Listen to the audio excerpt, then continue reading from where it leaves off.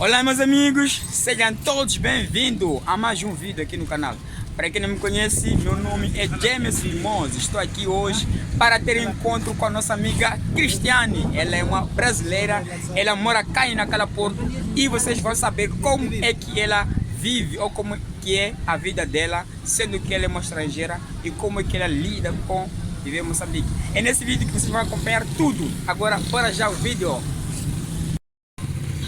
Então pessoal, como eu estava a dizer, a nossa amiga, a Cristiane, ela tem sua loja, né? Uma mulher que tem sua loja. Primeira coisa, vou adiantar isso. Ela tem sua loja sim, aqui em Nacala.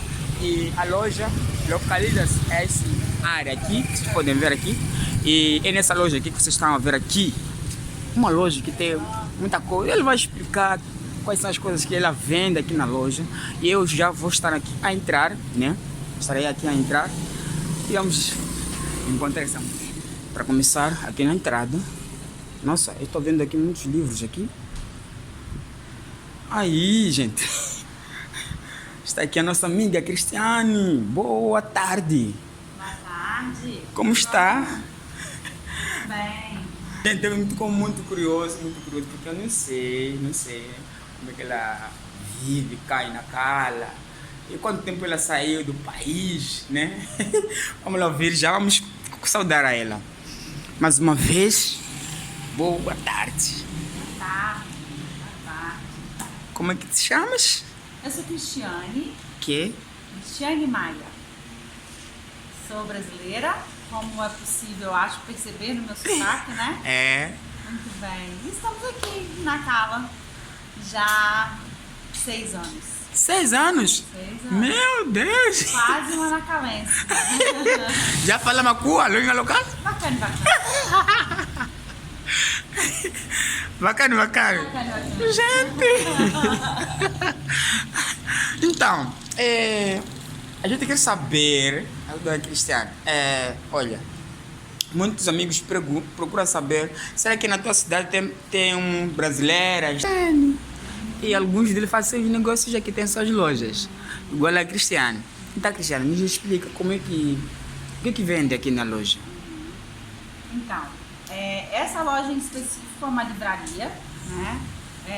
A livraria num conceito mesmo que a gente tem de venda de livros, de explorar a literatura, mas a nossa empresa ela não é só exclusivamente venda de livros, a gente também presta serviços a empresas que queiram fazer algum programa de responsabilidade social, ou escolas que estejam precisando de materiais, ou algum projeto educativo, ou alguma ONG que esteja precisando de suporte.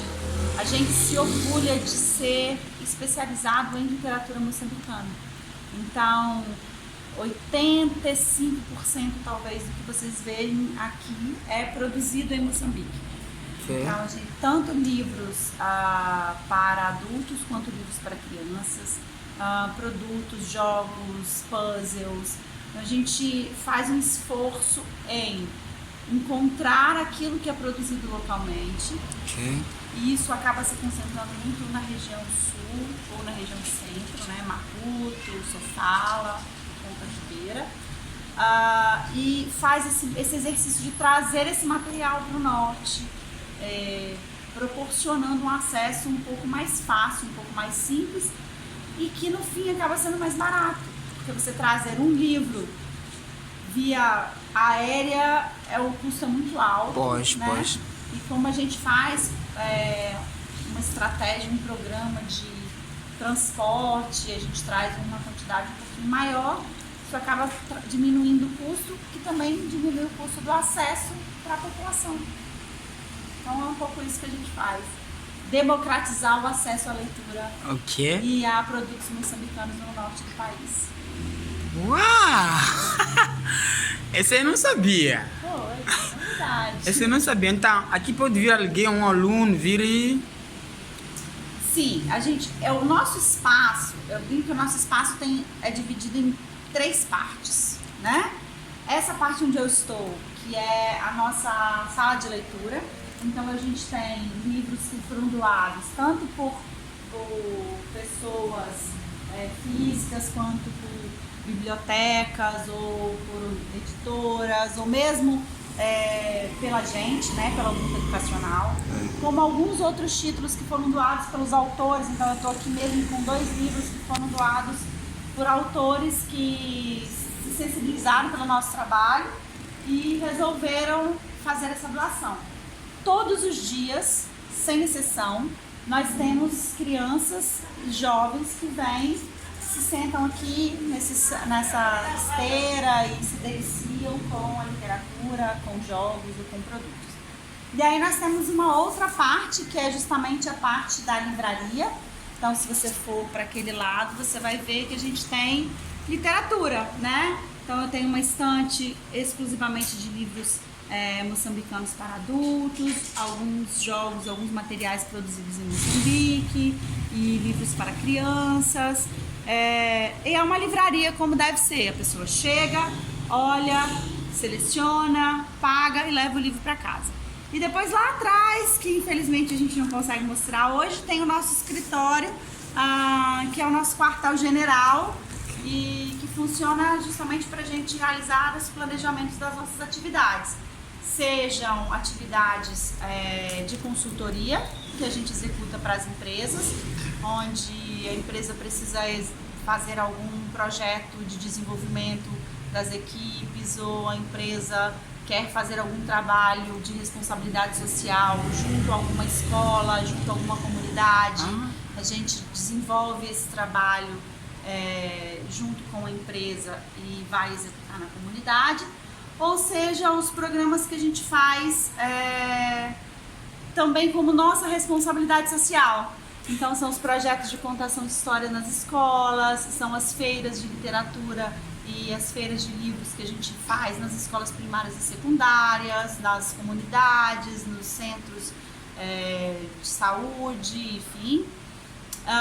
O Festival do Conhecimento, que já é um marco, acho, na cidade, posso dizer assim. Já vamos para a 3ª edição esse ano. Esse ano estamos com 29 escolas. Meu Deus! Estamos falando ali de mais de 50 mil estudantes do ensino secundário envolvidos em projetos de ciências, arte, nas escolas. E é um projeto totalmente sem financiamento. A gente conta com o apoio de cada membro da sociedade. Os professores se envolvem, os estudantes se envolvem, as empresas locais ou as pessoas que conhecem o nosso trabalho fazem pequenas doações, seja de produtos ou seja em dinheiro. Então, eu tenho uma empresa de som, eu vou te fazer vou levar o som para poder usar no dia. Eu tenho uma empresa de aluguel de tendas, eu vou levar as tendas para poder fazer isso no dia. Enfim, então para cada um vai ajudando um pouquinho e no fim a gente tem um grande evento. Nossa! Então a senhora trabalha com a comunidade também, né? Sim. E sempre ajuda a comunidade? Sim. Ok! Sim, estamos sempre nas comunidades. A gente se orgulha muito de poder dizer que já visitamos todas as escolas secundárias de Nacala, com trabalhos, com ações de feiras, de atividades. Já estivemos em algumas comunidades trabalhando com professores de escolinhas, né, de educação infantil, fazendo workshops, oficinas, atividades para o desenvolvimento de literatura, para o desenvolvimento de habilidades mesmo práticas, de como explorar o conteúdo de uma maneira lúdica, com brincadeiras para além da música e da contação de história. E é um trabalho que a gente faz não apenas em Nacala, mas agora em maio mesmo estaremos em Monapo e em junho também já temos uma agenda em Namina. Quer dizer, total vai ser 3 cidades. Por enquanto, por agora. Por agora. Que temos agenda. Mas a gente já faz esse trabalho, já fizemos ações em Nacala Velha, já fizemos ações em outras comunidades também. Nossa, e como é que a senhora se sente nesse trabalho, ajudando a comunidade? Como é que é? Como é que a senhora se sente? É fantástico, né? Porque é uma troca, a gente aprende muito. Eu particularmente aprendo muito. Eu estou sempre conhecendo novas culturas, conhecendo novas formas de ver o mundo e trocando, né? Um dos referenciais para a minha prática pedagógica é o Paulo Freire, sem dúvida nenhuma. E o Freire tem uma frase que para mim é muito reveladora da minha prática, que é justamente que o professor é aquele que vai aprendendo enquanto vai ensinando, né? E isso é totalmente real quando você se dedica e se coloca imerso dentro da comunidade, está disposto a ouvir o que ela tem a dizer e pronto. E aprende junto. É aquilo que se diz, o conhecimento não ocupa espaço. Não ocupa. Conhecimento não ocupa espaço de jeito nenhum. De jeito nenhum. E ele é irreversível. Depois que você aprende, ele vai estar na tua vida para sempre. Para sempre. Isso é incrível, inacreditável. Isso muda uma pessoa, muda a maneira como ela vê o mundo. E pronto, é para isso que a gente está aqui. Para isso. Então, gente, vocês estão a ver, né? Como que ela disse, né? Vocês viram, hein? E como ela disse, muitas das vezes ela trabalha com, como se diz, apoio nas comunidades. Porque é muita criança, gente, 50 mil crianças, estudantes. 50 mil estudantes, nesse momento estamos falando só do Festival do Conhecimento. Só nesse momento? Só no Festival do Conhecimento, estamos falando de 50 mil estudantes do ensino secundário. Meu Deus! Não estamos falando de estudantes do ensino primário. E só em Nacala. Meu Deus! Afinal de contas, Nampula é a província mais populosa do país, né? Exato. Em Nacala não faz jus a essa grandiosidade também no nível de população. Então, trabalhamos este ano com as escolas de educação básica, que tem classes de 7ª, 8ª e 9ª classe, e as escolas secundárias, de uma maneira geral, que são de 7ª a 12ª classe. E o projeto do festival, ele é um projeto que tem como objetivo proporcionar novas experiências de aprendizagem na escola.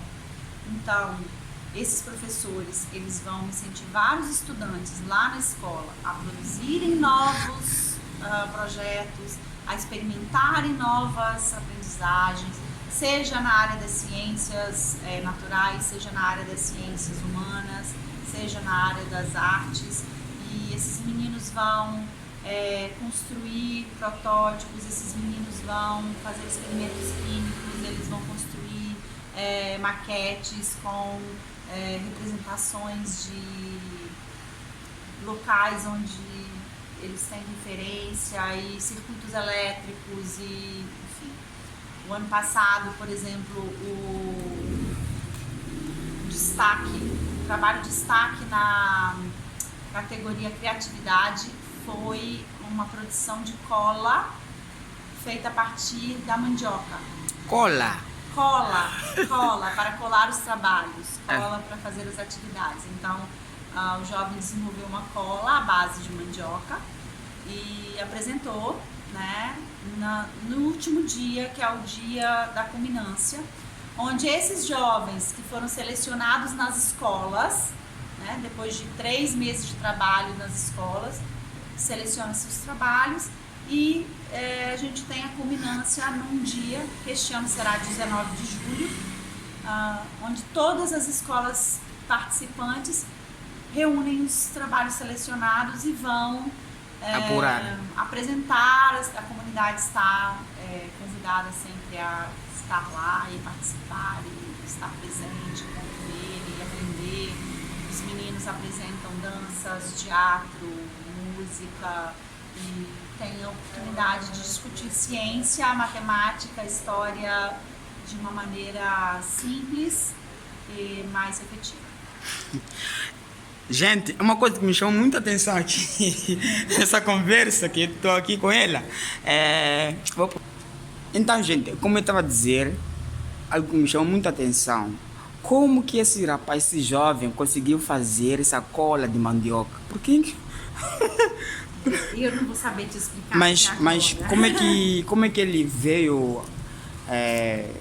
Ele tentou explicar a matéria que ele usou. Sim, ele explicou. Eu já não vou saber te recordar, que agora na minha cabeça, porque já estamos há quase um ano da apresentação do trabalho dele do ano passado. Mas prontos. E também a gente na organização acaba ficando bem ocupado com com certeza. Coisas. Foi um evento bem grande, né?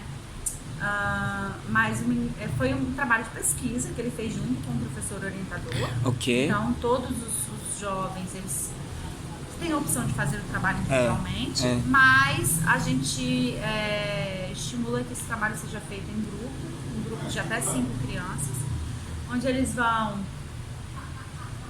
identificar um problema, estabelecer uma hipótese, fazer todas as etapas da descoberta científica, fazer todas as pesquisas que eles podem fazer, enfim, experimentar, experienciar e aprender com isso. E esse jovem, esse foi um dos destaques, né? A gente teve muitos trabalhos e esse jovem chegou a essa solução do problema dele.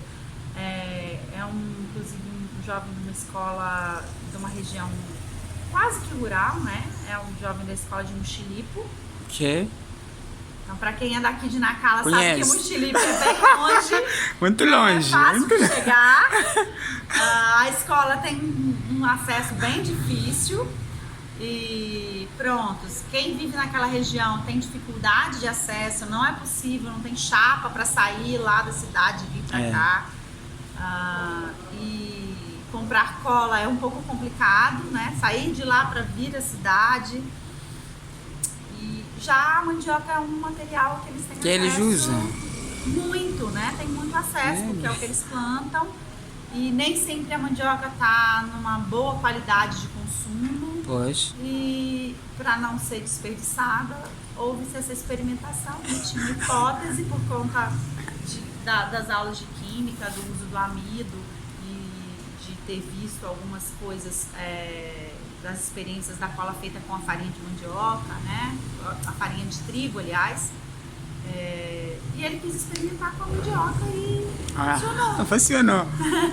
Quer dizer, ele nem amassou, ou seja, ele não colocou na panela para fazer o... Aí já não sei te dizer qual foi o método não vou saber. Não, aí você já está exigindo demais do meu cérebro de lembrar qual foi o método de construção. Aí a gente vai ter que ir lá conversar com esse jovem.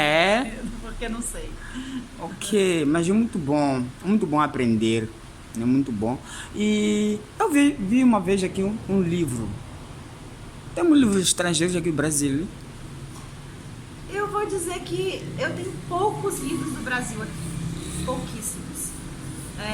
Primeiro porque o processo de importação não é tão simples. É muito, com certeza.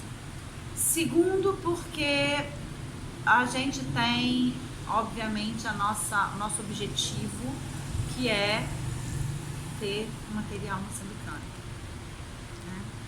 Então, sempre que a gente vai fazer a seleção para comprar material, a gente opta por material nacional. Entendi.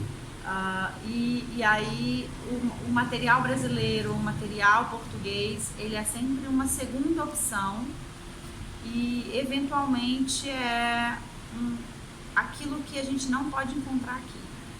Então você vai encontrar de publicações estrangeiras aqui muito mais aqueles que são clássicos da literatura mundial. Então você vai encontrar desde o Jorge Amado, do José Saramago, até o Edgar Allan Poe, ou alguma coisa que esteja relacionado à esfera daquilo que a gente não pode deixar de ver. Então, em literatura infantil você tem o Príncipezinho, Contos de Grimm, você tem livros que são referências mundialmente. Pois. E quando se trata de livros para técnicos, porque apesar de a indústria editorial moçambicana ser uma indústria que não é pequena, para a condição do país, é uma indústria relativamente grande. Grande, pois A gente não tem muitos livros assim, por exemplo, de linguagem de programação, de medicina específica, de ortopedia ou de ginecologia, coisas muito específicas. Topologia, topografia. Então essas questões, elas acaba sendo necessário que a gente faça a importação desse material. Pois. Que é um material que não é produzido nacionalmente. O que é produzido nacionalmente a gente se organiza para ter aqui. Alguém tá o quê? Então, mesmo manuais que são, por exemplo, manual de anatomia, que é um manual básico, simples, que facilmente pode ser usado nos cursos técnicos, num curso de primeiro ano de medicina. O Moçambique já produz. Então, fazemos o esforço de ter esse material. Livros de contabilidade, obviamente, são livros de contabilidade moçambicana, por conta da legislação, das especificidades. Aí temos manuais técnicos mesmo para os cursos técnicos. Então, tem guia de profissões relacionados ao pedreiro, relacionados à serralheria, à parteira, gestão de pequenas empresas, agricultura. Então, todos esses cursos que são aqueles cursos técnicos, você pode fazer depois da 10ª ou depois da 12ª classe. Cursos, às vezes, que são seriados de 6 meses. Todos esses materiais a gente pode ter produzido em Moçambique. Então, não faz sentido eu trazer um material brasileiro ou um material português no qual não vai representar a realidade nacional. Então, eu faço um esforço junto com a nossa equipe de identificar as novas publicações e trazer sempre aquilo que há de novidade no mercado editorial moçambicano. Que seja da realidade moçambicana. Certo. Estou muito feliz por isso. Agora eu quero saber, como é que se sente viver em Moçambique? Como eu me sinto em viver em Moçambique? Como é que está? Estás seguro? Estás feliz de conhecer esse país? Moçambique? Eu gosto muito de Moçambique. Não posso dizer que não gosto de Moçambique, porque é mentira. Eu gosto muito daqui. É engraçado que logo nos primeiros meses eu conheci alguns brasileiros aqui que estavam um pouco, não é bom, eu não gosto, não tenho acesso a tal coisa, não posso ir a um grande mall, não posso ir a uma grande coisa. E eu disse, não, mas a qualidade de vida não tem preço. Para nós, a gente vive muito bem. No entanto, viver em Moçambique é um grande desafio, porque apesar da gente saber que a gente vive uma qualidade de vida muito boa em relação ao que nós vivemos no Brasil, não porque a gente ganha muito mais, mas porque a correria do dia a dia é diferente, porque a maneira e o acesso às coisas é diferente. A gente vive numa cidade que, para os padrões brasileiros, é muito pequena. Os padrões da grande cidade brasileira é uma cidade pequena. E a estrutura da cidade também é uma cidade pequena. Então, a gente vive numa dinâmica diferente. Essa coisa do fechar tudo à hora do almoço para que possa se ter o tempo na hora do almoço. Essa coisa de se ter o tempo de trabalhar e o tempo de folga muito bem definido. Não, hoje é meu dia de folga, hoje eu não vou trabalhar. Esse conceito de tempo, que é um conceito moçambicano, mas que também é um conceito africano, que o tempo não é o tempo do relógio, é o tempo da vida. Não é? Com certeza. É o tempo da vida. Você acorda com o sol, você dorme com o sol, mas também você come quando tem fome, não quando dá às 12 horas, porque eu tenho que comer correndo, porque meu horário de almoço vai acabar. Né? Então, isso traz uma qualidade de vida pra gente muito interessante. Por outro lado, emocionalmente é muito desgastante. É? Emocionalmente é extremamente desgastante. Porque não é só a pobreza, é a miséria. Eu não acho que a pobreza seja um problema, porque a pobreza está ligada a escolhas que você faz também, mas está ligada a todo um sistema econômico. Então, ela não é um problema no sentido de que se você está dentro de um sistema econômico capitalista e você decide não trabalhar incansavelmente e ter uma vida simples, você é taxado como pobre. É. Né? É. Então, muitas vezes, o que eu percebo é que existe aí alguma situação de pobreza que é confundida com a falta de vontade e que, na verdade, não é isso, são escolhas. Espero não ser mal interpretada com isso. Mas o que me incomoda é a miséria, a miserabilidade, a falta de oportunidade. Porque uma coisa, Jaime, você escolher viver no mato, escolher viver a 1 hora de distância da cidade, escolher viver numa casa simples, feita de adobe, de barro, e outra coisa é você não ter a opção de escolha. Pois. E quando você não tem a opção de escolha, não é uma coisa boa. É uma coisa que incomoda, é uma coisa que angustia, é uma coisa que deixa a gente triste, sabe? E isso a gente vê em Moçambique. Há muitas comunidades, há muitas pessoas que não têm opção de escolha, não tem opção de tomar a água, não tem opção de comer uma comida com 3 cores no prato. Pois. Não tem 3 cores no prato. Não é possível. Você sabe muito bem disso. Não são três escolhas no prato. Diz pro dia 3, 4 refeições. Não. Eu não cheguei nem na história das 3 refeições. Olha só. Cheguei nem na história das refeições. Eu tô considerando que o rapaz de manhã cedo mata a bicha com uma papa de milho. Ok. Na hora do almoço, ele come um feijão. E de tarde, ele come uma chima com massa de tomate. Entendeu? Entendi. Então, é essa a questão, sabe? Você não tem a possibilidade de ter todos os nutrientes, porque é difícil.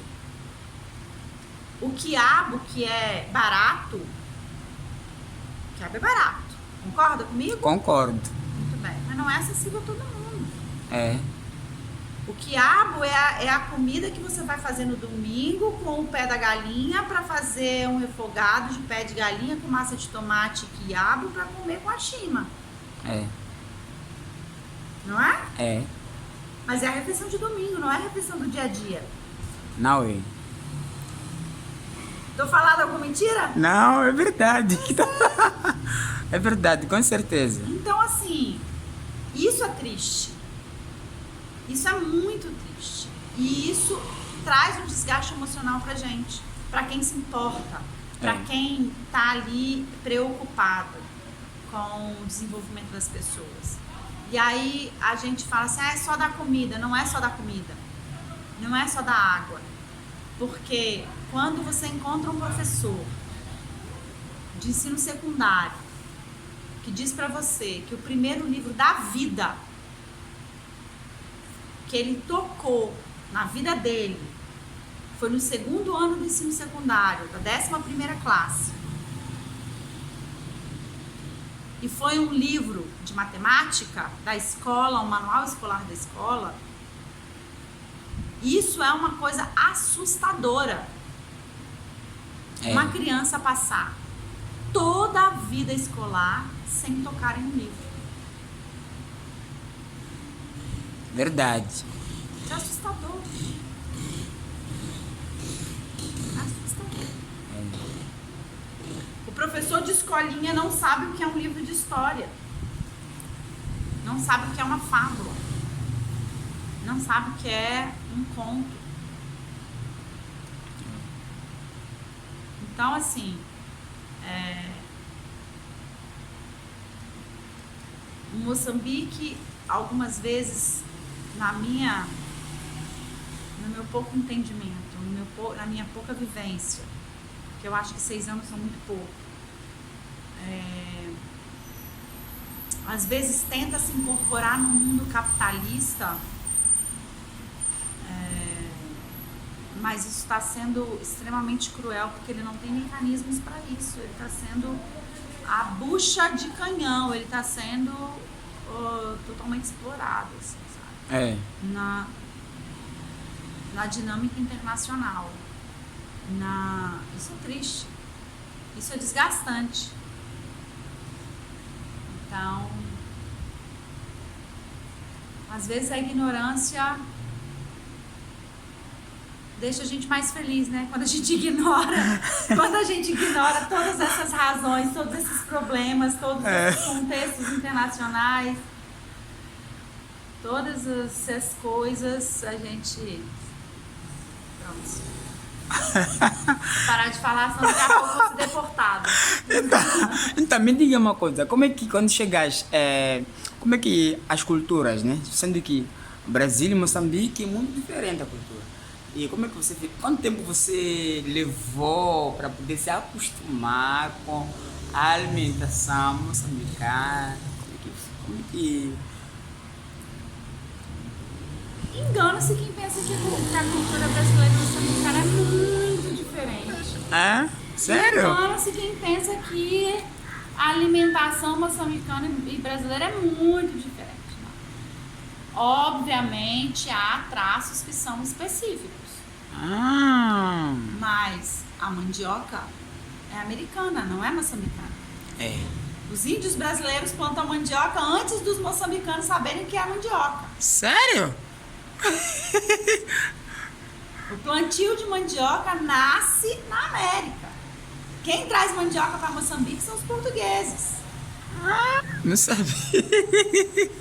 Então, amigo, vou te dizer que em Brasil nós fazemos muito mais coisa com mandioca do que os moçambicanos.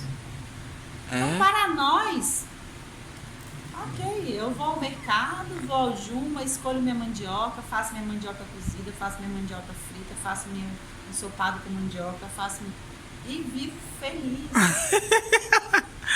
E consumo minha farinha de mandioca e faço tudo que eu posso fazer. Mas a chima, não sei o que. Ok, chima de branco. A chima branca não me apetece muito. Mas a chima amarela é a nossa polenta, amigo. Só é uma polenta dura. Como é que se chama? Acho que não, macaxeira é mandioca. Mas chima amarela, como é que se chama? Polenta. É o fubá. É o fubá. É o nosso fubá. A diferença, talvez a grande diferença, é que o moçambicano, ele cozinha a chima amarela, né? Na água, às vezes nem no sal. Às vezes é só água, às vezes é água e sal. Não é assim? E o brasileiro não. Em geral, a gente vai temperar, vai fritar um alhozinho, fritar uma cebolinha, vai temperar aquela chima. E vai cozinhar. E ela não vai, em geral, não faz ela tão dura quanto a chima aqui. Ela fica um pouquinho mais mole. Então, o moçambicano, ele tempera a chima com um molho. Com um molho de tomate, com um molho de peixe, com um molho de... o que quer que seja. E pra nós, a chima já é temperada. Se você quiser comer só a chimazinha ali, ela já tem o temperinho dela. Que na verdade é a nossa polenta, que eu tenho a polenta mole, eu tenho a polenta frita. E o brasileiro usa o milho em muito mais versões do que o moçambicano.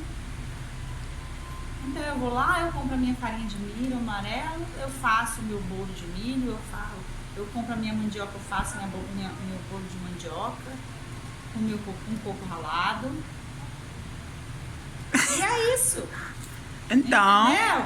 A caracata, que é feita com a farinha da mandioca, não é? É também feita no Brasil, porém de maneira diferente. Caracata? Não é a caracata com a receita da caracata, mas é a mesma farinha de mandioca. Faz-se um bom caldinho de carne. E aí, aquela água daquele caldinho de carne, você joga ali aquela farinha de mandioca e você faz um bom pirão. Ah, pirão, sim. Já ouvi falar desse nome aí. Faz um bom pirão.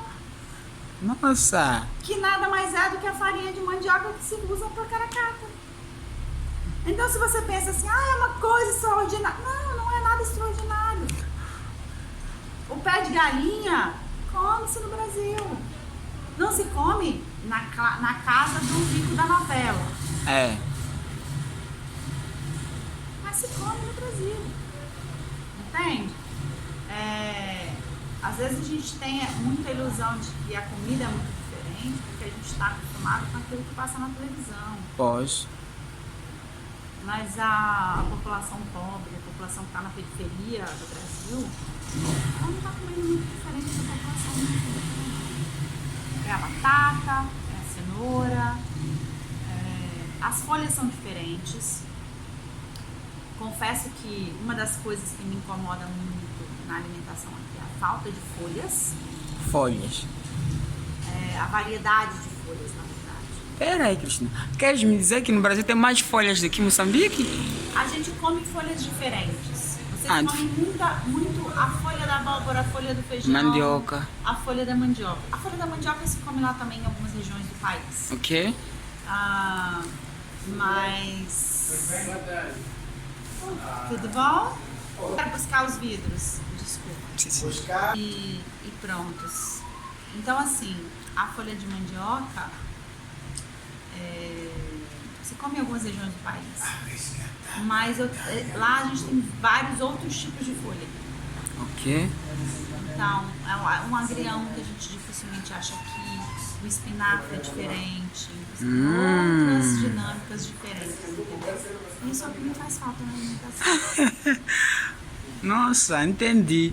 Então, Brasil é diferente, tem algumas coisas nas folhas. A parte que eu entendi mais. Tem muitas coisas que são Diferentes, mas coisas similares. Sim, porque isso é muito, olha, isso é muito, muito, muito, muito importante, porque muitos dizem, peraí, se eu chegar aí, será que eu vou encontrar aquilo? Será que eu vou encontrar isso? Vive-se muito bem. Certo. Vive-se muito bem. Não tem esse problema. Eu vou precisar deixar vocês aí, tá bom? E falamos numa próxima. Tá bom? Muito obrigado, gente. Essa foi a nossa conversa, né? Com a nossa amiga aqui. Gente, essa foi a nossa conversa com a nossa amiga Cristiane. Vocês viram, meu povo? Ó, vocês não imaginaram, né? Que eu iria fazer isso. Então, gente, essa foi a nossa conversa. Vocês viram que ela disse que não há muita diferença, né, entre Brasil e Moçambique. Eu achei que era muita diferença na área de cultura, assim, né? Eu achei que era muito diferente. Mas, segundo ela, disse que não é muito diferente assim, não. Gente, eu quero agradecer a todos vocês que assistiram esse vídeo até ao final. Muito obrigado, né? Muito obrigado. Se inscreva aí no canal, deixem vossos likes também, comentem, né? E partilhem esse vídeo para muitas pessoas, né? Eu agradeço muito a todos vocês. Então, muito obrigado e um forte abraço a todos vocês. Tchau, gente.